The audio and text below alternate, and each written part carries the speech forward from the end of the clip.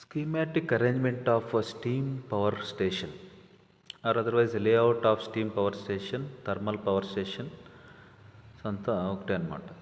So ఇక్కడ first పాయింట్లో just layout of the steam power station and second point what are the important components of steam power station or thermal power station and third పాయింట్లో ఆ components గురించి so బ్రీఫ్గా so I'm explaining. So first point is the schematic arrangement of a steam power station. So this is the schematic arrangement or otherwise layout of a steam power station. So ikkada coal arranging, coal storage, coal handling plant. So ఆ కోల్ను burn చేస్తున్నాము. So in the boiler. So బాయిలర్లో వాటర్ను so we are boiling the water and coal burn చేసిన తర్వాత ఆ waste అయితే ఏదైతే వస్తుందో అది ash handling plant, ash storage. And దాని తర్వాత ఆ స్టీమ్ను we are passing to the turbine through super heaters. So turbine నుంచి స్టీమ్ మళ్ళీ ఈ turbine output is connected to the alternator, ఆ turbine is couple to the alternator and alternator దగ్గర మనము ఎలక్ట్రికల్ పవర్ను జనరేట్ చేస్తున్నాం అనమాట. సో ఇక్కడ ఫైనల్గా ఏం జరుగుతూ ఉందంటే హీట్ ఎనర్జీని ఎలక్ట్రికల్ ఎనర్జీగా మారుస్తున్నాం. సో మార్చడానికి this is the entire layout. Heat energy of the water. So ఇక్కడ ఇది అంతా వాటరింగ్ అరేంజ్మెంట్. సో ఇక్కడ వాటర్ అంతా కూడా ఇక్కడ వస్తుంది, river. So there is a river. So river నుంచి మనకు కావాల్సిన వాటర్ తీసుకుంటాము. సో ఇక్కడ కోల్ను బర్న్ చేసి ఆ వాటర్ను హీట్ చేసి స్టీమ్ జనరేట్ చేసి స్టీమ్ను టర్బైన్ మీదకి పంపిస్తాం. సో టర్బైన్ దగ్గర heat energy is converted to mechanical energy and alternator దగ్గర mechanical energy is converted to electrical energy and electrical energy we are giving to the bus bars or otherwise grid. So this is what happening in the thermal power plant.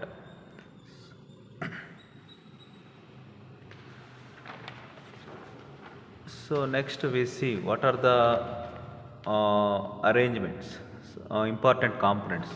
So the whole arrangement can be divided into the following stages: coal and ash handling plant or otherwise arrangement, steam generating plant, steam turbine, alternator, feed water, cooling arrangement.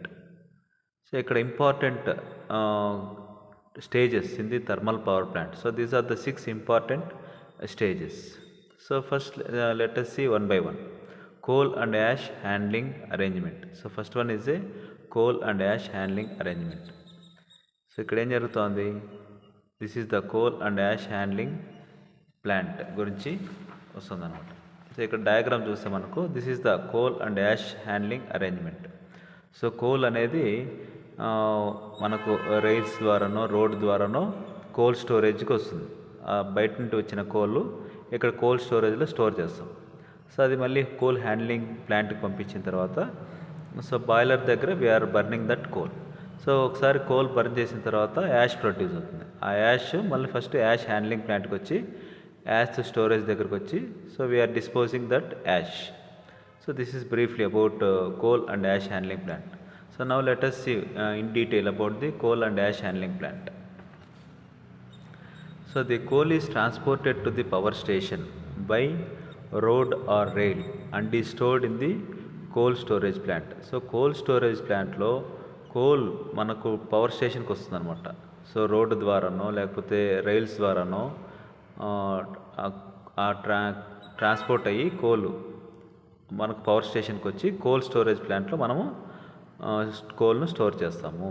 From the coal storage plant coal is delivered to the coal handling plant where it is pulverized, crushed into small pieces in order to increase its surface exposure, thus promoting rapid combustion without using large quantity of excess air. So coal storage plant నుంచి కోల్ను ఇప్పుడు coal handling ప్లాంట్కు transfer చేస్తాం. So అక్కడ ఏం జరుగుతుంది, coal handling ప్లాంట్లో ఈ కోల్ను బాగా క్రష్ చేస్తారన్నమాట. దాన్నే పల్వరైజేషన్ అంటారు. Pulverised coal is pulverised. So ఎందుకు చేస్తున్నాము, to increase its surface exposure, అంటే బర్నింగ్కు ఎక్కువ సర్ఫేస్ను ఎక్స్పోజ్ అయ్యేటట్టు చేస్తున్నాం. సో దానివల్ల ఏం జరుగుతుంది అంటే without using so excess air quantity of excess air మనకు తక్కువ అవసరం అవుతుంది అనమాట. So to burn the coal. So the pulverised coal is fed to the boiler by conveyor belts. So ఇక్కడ పల్వరైజ్డ్ కోల్ ఎక్కడ ఉంటుంది? కోల్ హ్యాండ్లింగ్ ప్లాంట్లో output of the coal handling plant is pulverised coal. So ఆ pulverized కోల్ను ఇప్పుడు బాయిలర్కి పంపించాలి. So ఆ pulverized కోల్ను is fed to the boiler by conveyor belts. So conveyor belts ద్వారా ఆ పల్వరైజ్డ్ కోల్ను we are sending to the boiler. So the coal is burnt in the boiler and the ash produced after the complete combustion of coal is removed to the ash handling plant and then delivered to the ash storage plant for disposal. So ikkada a boiler ku we are sending that pulverized coal and there we are burning that coal. So burning చేసిన తర్వాత ash produce అవుతుంది. ఆ ash produce అయిన యాష్ను we are first ash handling ప్లాంట్కి వస్తుంది. And ash handling ప్లాంట్కి వచ్చిన తర్వాత యాష్ స్టోరేజ్ ప్లాంట్కు పంపిస్తున్నాము for disposal. The removal of the ash from the boiler furnace is necessary for proper burning of coal. So రెగ్యులర్గా మనము ఈ యాష్ను బాయిలర్ ఫర్నెస్ నుంచి రిమూవ్ చేస్తూనే ఉండాలన్నమాట. So for the proper burning of coal, లేకపోతే కోల్ బర్న్ చేయడానికి ఇబ్బంది అవుతుంది. So this is about first stage. So first stage is coal and ash handling arrangement. So second stage ఏం జరుగుతుంది? So second stage steam generating plant. So steam generating plant అంటే, so again if you see the diagram, so boiler, super heater, economiser, air pre heater, so ఇవన్నీ కలిపి steam handling plant అవుతుంది. So not only బాయిలర్తో పాటు super heater, economiser, air pre heater, so ఇవన్నీ కలిపి combination of that is steam generating plant. Now we see that stage. The steam generating plant consists of a boiler for the production of steam and other auxiliary equipment. So auxiliary equipment అంటే ఇక్కడ super heater, economiser, air pre heater, so ఇవన్నీ auxiliary equipment for the utilisation of flue gases. So steam generating ప్లాంట్లో ఏమేమి ఉంటాయంటే boiler ఉంటుంది. Boiler దేనికోసము? Production of steam. అంటే మిగతా ఎక్విప్మెంట్ కూడా ఉన్నాయన్నమాట, super heater, economiser, air pre heater. So ఇవన్నీ కూడా ఈ ఫ్లూ గ్యాసెస్, వాటర్ను బాయిల్ చేసిన తర్వాత ఏదైతే గ్యాసెస్ ప్రొడ్యూస్ అవుతాయో అవన్నీ కూడా before sending to the chimney we are making use of that flue gases. So ఇక్కడ బాయిలర్ దగ్గర వాటర్ను బాయిల్ చేసిన తర్వాత ఆ gases, so we are sending to the atmosphere. So we are sending to the atmosphere. But before that we are using that heat of the flue gases. So super heater దగ్గర, economizer దగ్గర, air pre heater దగ్గర ఆ హీట్ను, ఆ ఎయిర్లో ఉన్న హీట్ను మనము use చేసుకుంటున్నాం అన్నమాట.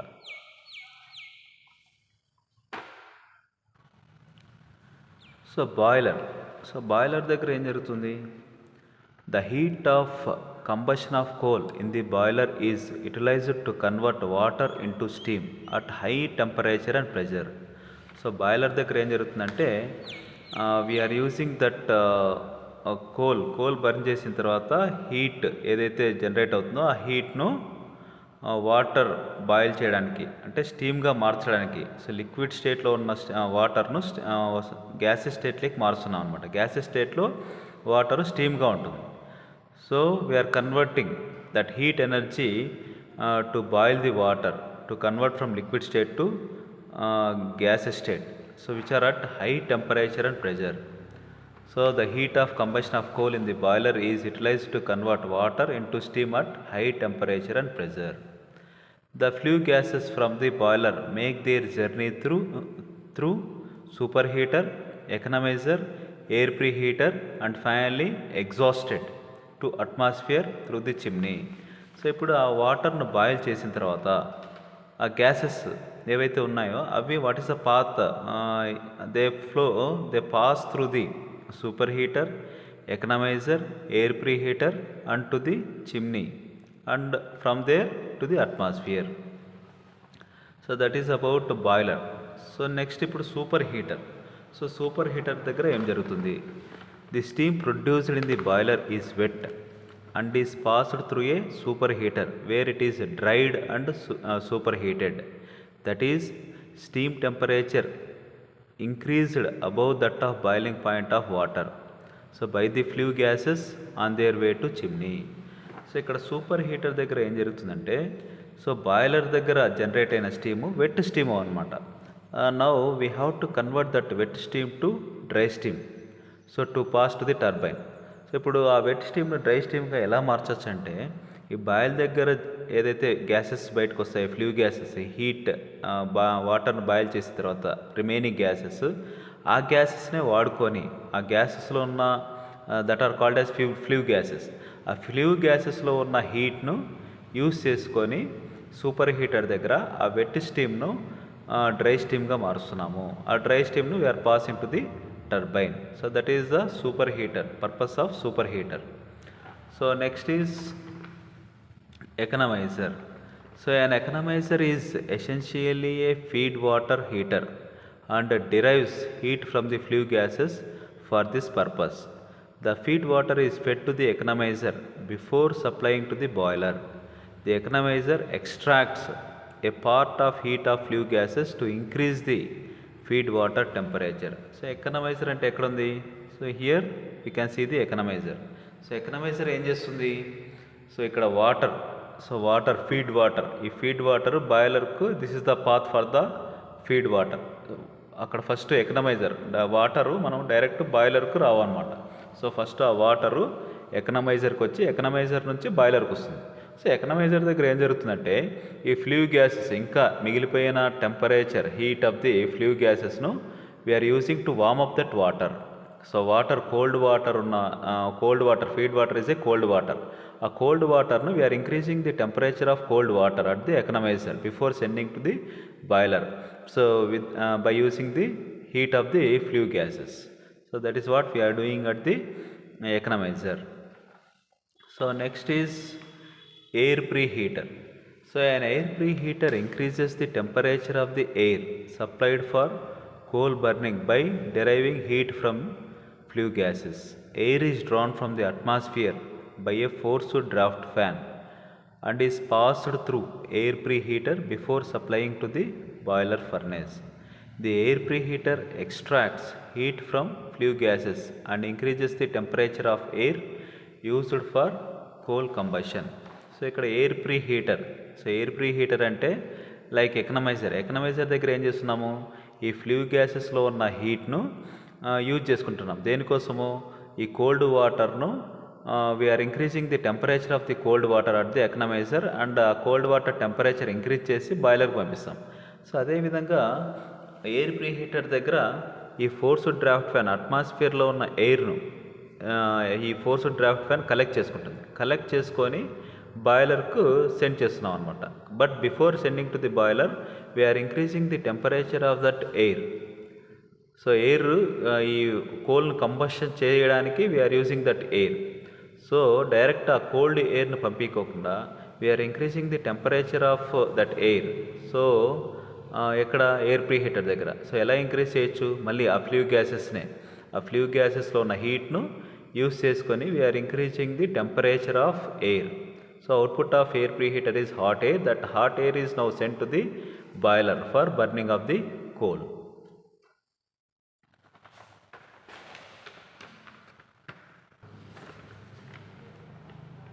So next is steam turbine.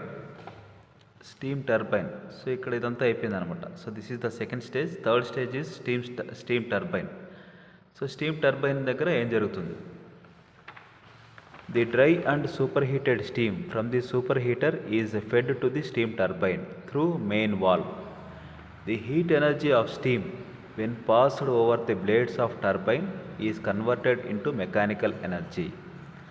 After giving heat energy to the turbine, the steam is exhausted to the condenser, which condenses the exhausted steam by means of cold water circulation. So steam turbine దగ్గర ఏం జరుగుతుంది? So this is the steam turbine. So ఇక్కడ super heater output is a dry steam.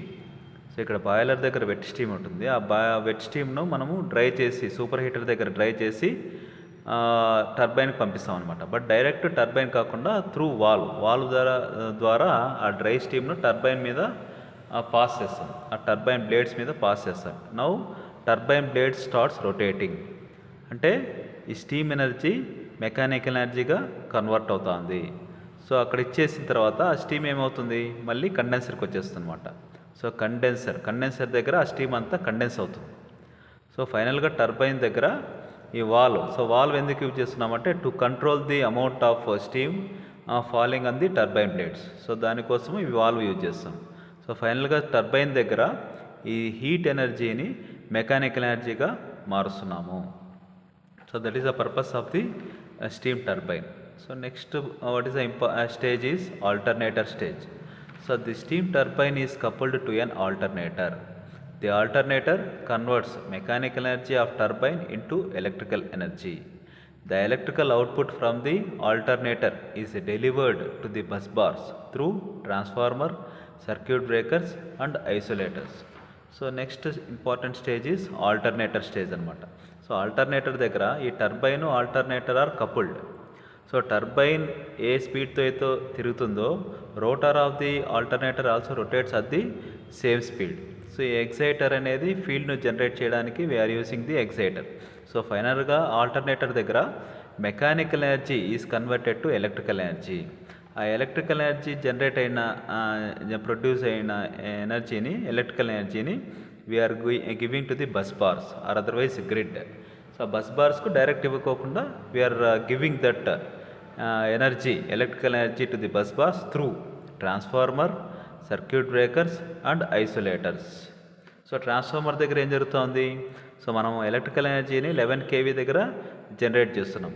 So high step up transformer పెట్టి we're increasing the voltage to 40 times. So 11 kV దగ్గర ఉన్న voltage 440 kV దగ్గరికి తీసుకుపోయి that we're giving to the bus bars. So 440 kV దగ్గర ఇప్పుడు power ఉంది. ఆ పవర్ను we're transmitting at high voltages 440 kV దగ్గర we're transmitting the electrical power. So ఫైనల్గా ఆల్టర్నేటర్ దగ్గర this mechanical energy is converted to electrical energy. So next is feed water. The condensate from the condenser is used as feed water to the boiler. Some water may be lost in the cycle which is suitably made up from external source. The feed water on its way to the boiler is heated by water heaters and economizers.